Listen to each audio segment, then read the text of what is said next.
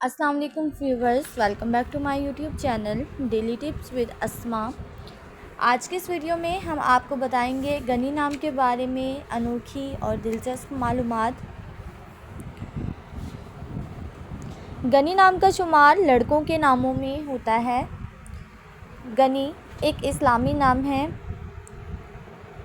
गनी नाम की इब्तदाई तारीख अरबी ज़ुबान से निकलती है। गनी नाम के लड़कों के लिए खुशकिस्मत नंबर 7 माना जाता है। माहिरीन के मुताबिक गनी नाम के लड़के बहुत ज़्यादा नरमदिल होते हैं। गनी नाम का मतलब है सखी, खुले दिल वाला। गनी नाम के लड़कों के लिए खुशकिस्मत दिनों में एतवार, मंगल और जुमेरात का दिन शामिल है। गनी नाम के अफराद के लिए मुवाफिक रंगों में सुर्ख, सुनहरी और नारंगी रंग शामिल है। गनी नाम के अफराद के लिए मुवाफिक पत्थरों में सब्ज़ कीमती पत्थर शामिल है।